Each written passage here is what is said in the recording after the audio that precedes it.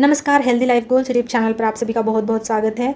इस महीने में जो चंद्र ग्रहण लगने वाला है, इससे रिलेटेड आज इस वीडियो में मैं आपको जानकारी देने वाली हूँ। मई के इस महीने में वर्ष की बड़ी खगोलीय घटना घटित होने जा रही है। पंचांग के अनुसार 26 मई को साल का पहला चंद्र ग्रहण लगने जा रहा है। ज्योतिष गणना अनुसार इस वर्ष 2 चंद्र ग्रहण और 2 सूर्य ग्रहण पड़ रहे हैं। इस वर्ष कुल 4 ग्रहण लगेंगे। चंद्र ग्रहण किसे कहते हैं? तो सूर्य और चंद्रमा के बीच में जब पृथ्वी आ जाती है तो ये तीनों एक सीधी लाइन में होते हैं। इसी स्थिति को चंद्र ग्रहण कहते हैं। तो आज इस वीडियो में मैं आपको बताऊंगी कि इस वर्ष सबसे पहला चंद्र ग्रहण कब लगने जा रहा है, इसका समय कितना रहेगा, सूतक काल कितने समय का रहेगा, इस चंद्र ग्रहण में गर्भवती महिलाओं ने स्पेशली कौन कौन सी सावधानियां बरतनी है, क्या ये चंद्र ग्रहण गर्भवती महिलाओं के लिए खतरनाक है। संपूर्ण सटीक जानकारी आज इस वीडियो में मैं आपको बताऊंगी, तो वीडियो को लास्ट तक जरूर देखें। पंचांग के अनुसार 26 मई बुधवार को वैशाख माह की शुक्ल पक्ष की पूर्णिमा तिथि पर दोपहर 2:17 पर चंद्र ग्रहण लगेगा। यह चंद्र ग्रहण शाम 7:19 तक रहेगा। यह चंद्र ग्रहण पूर्वी एशिया, ऑस्ट्रेलिया, प्रशांत महासागर और अमेरिका में पूर्ण ग्रहण होगा। और भारत में यह जो चंद्र ग्रहण है ये उपछाया की स्थिति में दिखाई देगा। ज्योतिष शास्त्र में चंद्र ग्रहण को शुभ नहीं माना गया है, इसे एक अशुभ खगोलीय घटना के तौर पर देखा जाता है। पौराणिक मान्यता के अनुसार ग्रहण के समय चंद्रमा पीड़ित हो जाता है। ग्रहण के दौरान चंद्रमा पर तेज आंधी चलती है, जिस कारण नकारात्मक ऊर्जा उत्पन्न होती है, जिसका प्रभाव मनुष्य पर भी पड़ता है। ग्रहण का असर देश और दुनिया पर भी देखा जाता है। चंद्र ग्रहण में सूतक काल की जहाँ तक बात है फ्रेंड्स, चंद्र ग्रहण से 9 घंटे पूर्व सूतक काल प्रारंभ हो जाता है। भारत में साल का प्रथम चंद्र ग्रहण उपछाया ग्रहण है, इस कारण इसमें सूतक काल मान्य नहीं होता है, लेकिन फिर भी कुछ मामलों में विशेष सावधानी बरतने की सलाह दी जाती है। खास तौर पर छोटे बच्चे और गर्भवती महिलाओं को ग्रहण के दौरान घर में ही रहने की सलाह दी जाती है, ताकि ग्रहण के अशुभ प्रभाव से बचा जा सके। उपछाया ग्रहण का अर्थ होता है कि जब चंद्रमा पेनुम्रा से होकर गुजरता है तो चंद्रमा पर सूर्य का प्रकाश कुछ कटा हुआ सा पहुंचता है। उपछाया की स्थिति में चंद्रमा की सतह कुछ धुंधली सी दिखाई देने लगती है, और यह जो स्थिति है इसे उपछाया ग्रहण कहा जाता है। तो जैसा कि मैंने आपको बताया, प्रथम चंद्र ग्रहण में सूतक काल मान्य नहीं होगा। भारत के लिए पहला चंद्र ग्रहण उपछाया चंद्र ग्रहण होगा।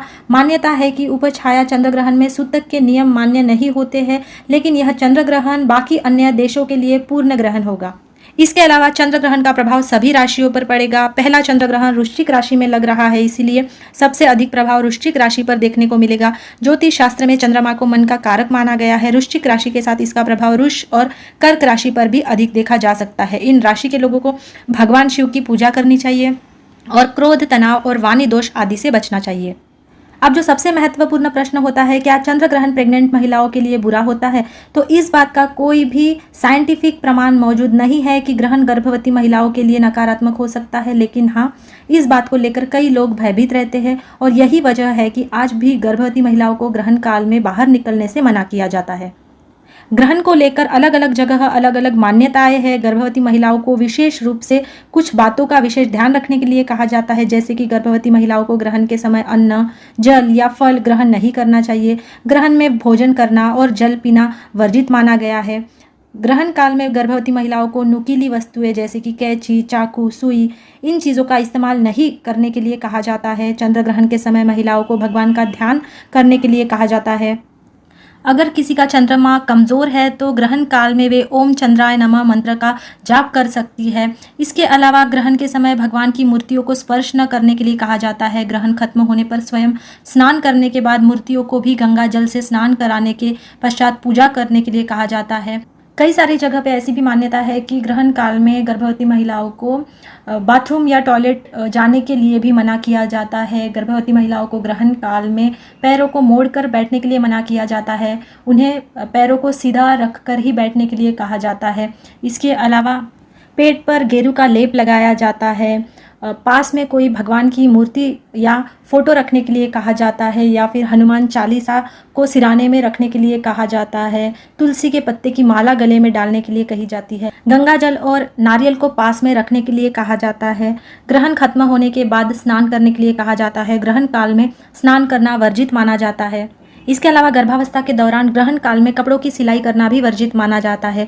चंद्र ग्रहण खत्म होने पर घर में गंगा जल का छिड़काव करने के लिए कहा जाता है, जिससे नकारात्मक ऊर्जा दूर हो जाएगी। ग्रहण समाप्ति के बाद गर्भवती महिलाओं को तुलसी का पत्ता गंगा जल के साथ ग्रहण करने के लिए कहा जाता है। धार्मिक मान्यताओं के अनुसार ग्रहण के समय चंद्रमा को गर्भवती महिलाओं ने नहीं देखना चाहिए। गर्भवती महिलाओं के चंद्रमा को देखने से बच्चे पर बुरा प्रभाव पड़ता है, ऐसी कुछ धार्मिक मान्यताएं हैं।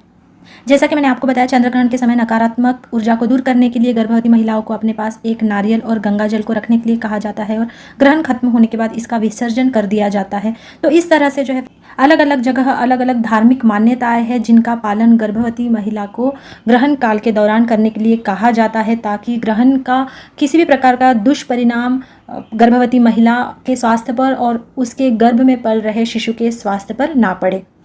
लेकिन फ्रेंड्स, ये जो साल का पहला चंद्र ग्रहण है जो 26 मई को लगने वाला है, यह भारत में उपछाया की स्थिति में दिखाई देने वाला है। तो धार्मिक शास्त्रों के अनुसार उपछाया ग्रहण जो है, इसके कोई भी दुष्परिणाम गर्भवती महिला के या गर्भवती महिला के गर्भ में पल रहे शिशु के स्वास्थ्य पर नहीं होते हैं। तो यही वजह है कि 26 मई को लगने वाला जो चंद्र ग्रहण है, इसमें आपको किसी भी नियमों का उपायों का पालन करने की ज़रूरत नहीं है। आप बिंदास खा सकते हैं, पी सकते हैं, उठ सकते हैं, बैठ सकते हैं, सो सकते हैं, लेट सकते हैं, टॉयलेट जा सकते हैं, यूरिन पास कर सकते हैं, कोई प्रॉब्लम नहीं है।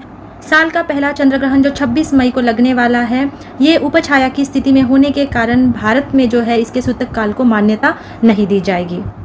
अगर आपको फिर भी विश्वास नहीं होता है तो आप किसी मंदिर में पंडित से या ज्योतिषी से इस बारे में पूछ सकते हैं, वे भी आपको यही जानकारी देंगे। तो फ्रेंड्स, आई होप आज की वीडियो आपको पसंद आई होगी। पसंद आए तो वीडियो को लाइक और इसे ज़्यादा से ज़्यादा शेयर करें, और चैनल पर अगर नए हैं, चैनल को सब्सक्राइब नहीं किया है तो चैनल को सब्सक्राइब कर बाजू में जो नोटिफिकेशन बेल है उसे भी हिट करें, ताकि इसी तरह की हेल्दी प्रेगनेंसी रिलेटेड वीडियोज़ आपको मेरे चैनल पर आगे भी मिलती रहे।